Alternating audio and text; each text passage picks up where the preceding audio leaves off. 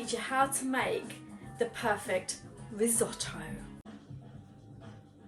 So by the end of this tutorial, you are going to be making delicious, creamy, al dente risotto, and you're never going to forget these steps. They're going to be like drilled into here. Tip 1. When you're choosing your saucepan, make sure you don't choose anything too wide. Why? Otherwise the risotto is going to be cooking in a really thin layer, and what you want is those grains to get busy with each other and get that starch moving. Also, if it's too wide, you're going to have hot spots and cold spots, and we want the risotto to cook evenly. I'm going to use this pan for my 2-portion risotto. Tip 2. Onion is a great base for any risotto. It gives a great depth of flavour. Important thing is to slice it as thinly as possible, and then you fry it in butter or olive oil until it's translucent.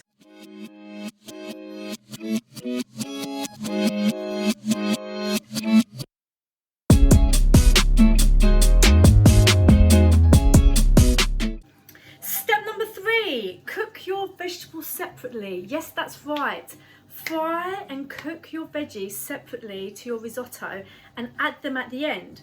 I find with some veggies that are quite high in water content, if we add them too soon, they kind of go mushy, and I don't want mushy vegetables in my risotto. I want them to have a bit of texture, a bit of crunch. Do you know what I'm saying? Tip number 4.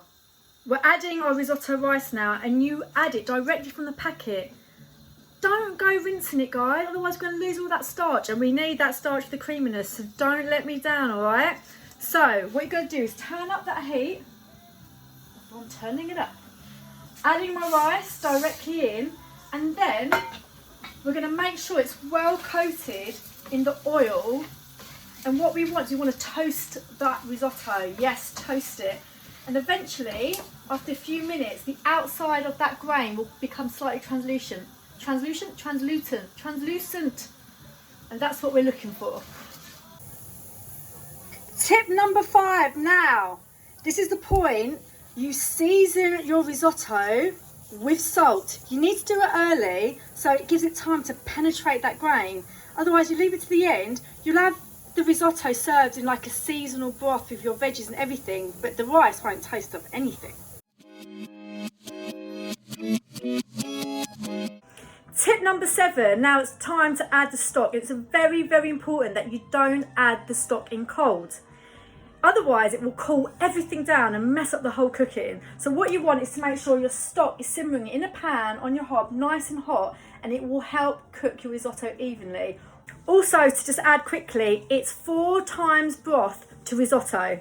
So I'm using 200 grams of risotto, so I'm going to be using 800 mils of veggie stock. You got that? Tip number 8. You add your stock gradually. You don't just put it all in on once, guys. Otherwise, you're going to have boiled rice, and we don't want that. So you add it in gradually, like so. Adding it slowly allows the rice to interact with each other. You want it to like create that starch that will make that creaminess at the end. And always, always, always wait until the broth has completely absorbed before you add in any more. And the best way to do that is this trick. Trick is here, if you move that rice, can you see liquid has gone straight into the middle? That means there's too much liquid, so don't add any more. What you want is to be able to do that and it stays basically clean on the bottom of the pan. This is what you're looking for, guys. It's this. Yes. Now we can add more stock.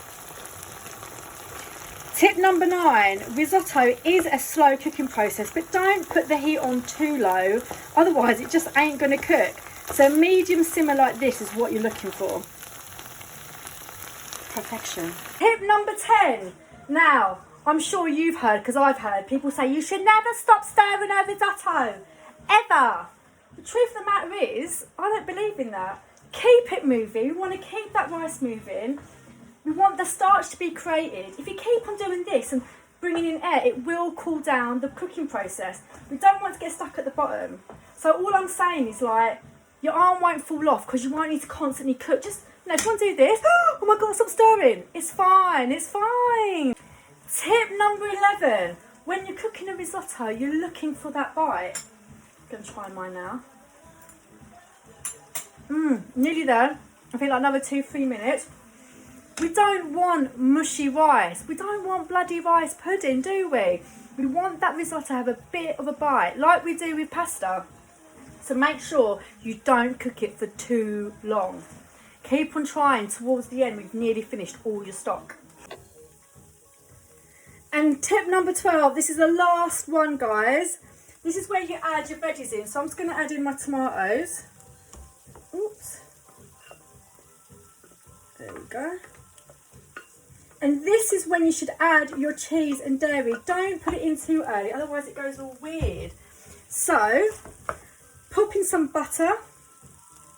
I've actually got some smoked mozzarella that I'm adding in. And some parmesan. Oh my God, this is so dirty.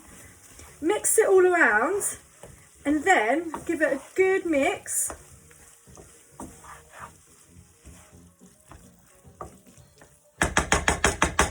Now cover it for a few minutes. And that, my darlings, is it. And there you go. That is your perfect risotto. I'm trying to do this one-handed, but look how beautiful that looks. Easy, right? Ain't that difficult. Right. There it is. This is my tomato smoked mozzarella risotto. It's absolutely delicious. 12 steps, but 12 simple, easy, straightforward steps to make the most perfect and delicious risotto. And I look forward to seeing all your dishes in the next coming days and weeks. Now, I'm going to sit down and enjoy this now. Thank you for following How to Cook with a Tiny Italian. Perfection.